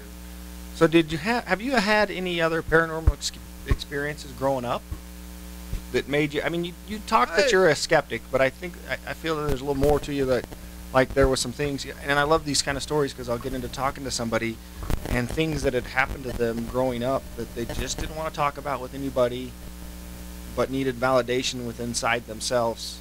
And so that's kind of why when you're starting to talk to somebody with ghost hunting, or you got into ghost hunting, that said, hey, damn, that guy that stood over my bed at night, or that, you know, that my grandma used to come and visit me at nighttime, was probably true. Did you have anything like that growing up? Not to my recollection. Don't lie, Dan. It's okay. We're all friends here. You can tell us. Telling the truth. I don't really. My childhood, I don't remember anything like that. I was just I like it. Yeah. He's a born skeptic. How about you, Trudy? I have a lot. Yeah. She's like, where do I begin? So as I came out of the I'm womb, going to need this. there was this weird doctor. How much time do we have? No, growing up in my home, that's just what we did, and I think it comes from our family. You know, seriously. I think these stories that she's telling you now is what got us interested in the very beginning. I think. Don't try and blame this on her. Whatever. I think it's all her fault. there might have been a little bit of, but I didn't want to go to the cemetery. As long as Yeah, it's not cemeteries, it's all good. So Yeah. what happened? You told So, us this yeah, crazy story about When I was growing up, I was just a little kid, and when I say little kid, I mean little kid. I would have, and they always talk about the monsters in your closet, okay? see dead people. You got it.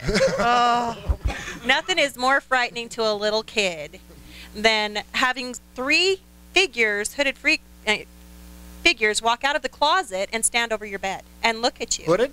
Hooded. I mean, they. Was your dad a mason? No, but my brother is. Oh. Okay. It's a precursor for future things to come. So, yeah, so growing up, I had these three hooded figures that would actually come out of my closet and stand over my bed. And it depends on what you want to believe or not. But above my head on the ceiling, there was swirling energy, purple energy. I've talked to a few people that this has actually happened, and they've been able to identify and said three hooded people come out of their wherever they came out of, and they would see swirls of energy above them. The best way that I can describe the swirls of energy, it would look like a purple cloud, just kind of like a tornado, just kind of swirling above your head. As a child, you just don't know what to do. It scared the bajiminy out of me. Sure. Yeah, this is no Star Wars movie here. No, this I is mean, actual life. this is actually going on. Yeah. Well, And there's so, strangers in your room. There's weird colors rolling around on your ceiling. Exactly. I mean, and what did you do? Did you tell somebody? I mean, I used what? to scream for my mom all the time, but then I actually ended up sleeping with my Dr. Seuss books, and that would always make me happy. Aw. And they'd come out, and I put my covers over my head because I didn't want to see them, but you could also feel them, you know? Did they ever say anything to you, or No. did they just No. a presence? They were always there. They were just always there. Have they visited you throughout your whole life? Up until my teens. And then I hadn't seen them again. But I'm not the only one in my family that has had the experiences. My brothers had the experience. We have a man that stays downstairs still to this day. And we just call him the man because we don't have a name for him. He's the man. And he's, roams downstairs. My sister broke so many alarm clocks throwing them at this man. And she'd scream at me through the heater vent, "Go get Dad! It's the man! It's the man!" Oh my God. So my dad would go running downstairs, and there's nothing there. Well, now that it's my brother and my mom and my dad that are there, my dad now knows about the man. And I was the man. sometimes he watches TV down there, sometimes he doesn't. Uh-oh. Yeah, he's a little intrusive. So, like, throughout my whole life, this is what I've grown up with. I could see spirit, I could feel spirit. And you don't talk about it because people think you're nuts. You just don't talk about it. It's easier. And so you just try to put it off, and when somebody's talking to you, you just kind of look around, and it's nobody, so you keep on going. Just like, I'm not crazy, I'm not crazy. And so that's just growing up my whole life. It's been like that. And every house that I've lived in, there's been something that's happened.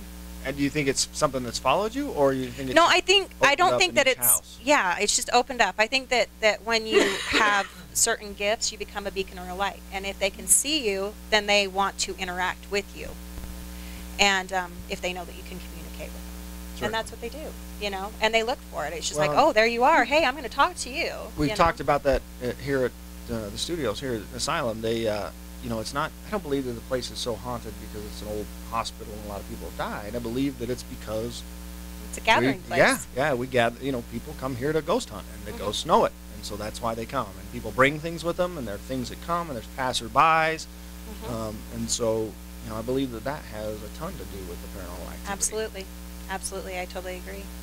So if you have, what were you saying, Dan? I was going to say, the more you put into it, the more you feed it, the more activity you Yeah. And if you guys had like a piece of advice for anybody that's wanting to go out and wanting to ghost hunt, what would that be? get. Have fun. Have fun? Have fun. If it's going to happen, if you're going to see something, you're going to see it. It is, you got to be in the right place at the right time. And you have to go in with an open mind. Yeah. Have fun. I mean, it's we've had a lot of fun. Yeah. And it's just not chasing ghosts, it's people that Right. with us. You build a bond. You build a We bond. even got our kids Kids. into it. Yeah. The kids love to go to. Oh yeah, Yeah. ours too.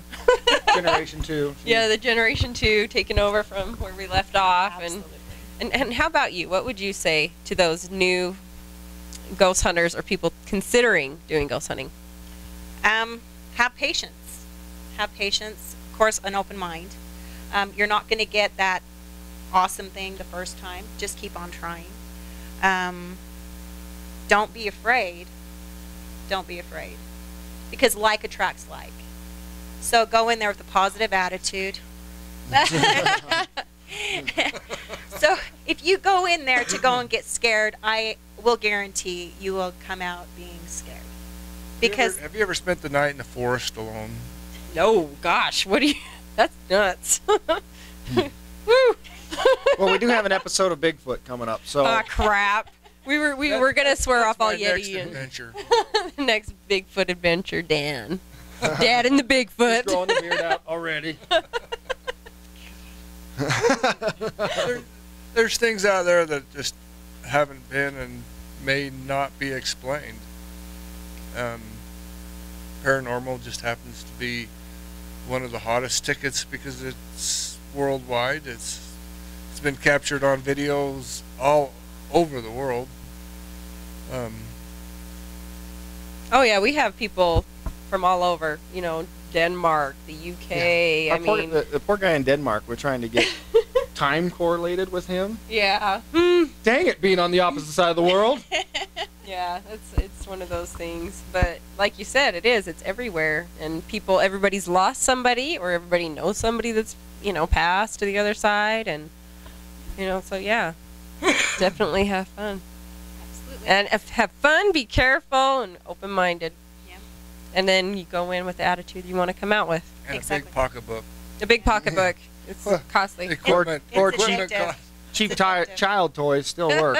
They Yes. do. They do. So Absolutely. go into your little brother's or sister's closet and grab you a few things and maybe a recorder and be careful.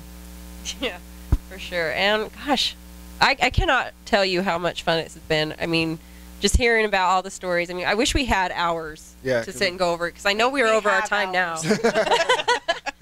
I know we're over our time now, and Yeah. I'm like, I'm kind of pushing the end here, and I don't want to. Yeah, it's been great to see you guys again, and sure definitely brought some fun good to things, see but you fun guys. feelings back. So I'm glad you guys came on and shared some of the experiences with the viewers here, because this is, like we've said, these guys were doing it when it wasn't famous, and they're doing it for the right reasons, and they're still doing it. That's the really cool part about this team, that they were, they're still helping the people they started out with. They didn't get into this, give up, and go away. They're still staying in contact. They're still helping the people that they started out with, that needed the help with the paranormal, and that's what the team should be about, and sharing the information, which they're here sharing some of the things that they've learned throughout the years. And so we're glad to have them on here at the Worldwide Paranormal Network for sure. Absolutely. I mean, like I said, the roadblocks are there. Yeah. Really listen to people that have, experienced all these things, and take from that and everybody's goals that we all have. We can put it all together, figure something out, and maybe we won't. Maybe, like you said, there's just things that you're not going to explain, Exactly. but we'll be a lot closer if we talk about it and Share your experience. right and share it. Well, we want to thank Dan and Trudy for coming out tonight, and we really appreciate you guys tuning in. And remember, we'll be back next Tuesday. Next Tuesday, we've got an awesome guest, like we were talking about earlier, somebody who experienced these kind of hauntings in the 70s. So Yeah, Bill. It's it's Bill Bean. Bill Bean. Bill So Bean. you gotta check him out. Come Yep. see us next Tuesday. He's had these hauntings his whole life. He's got a book out about it, and a movie I think that's coming out about Yeah, it as he's well. gonna be So a major motion picture is coming out called Dark Forces, and it's coming. You guys will love it. It's a lot of information. Really cool things happen. we will see you next Tuesday, and remember, we're not alone.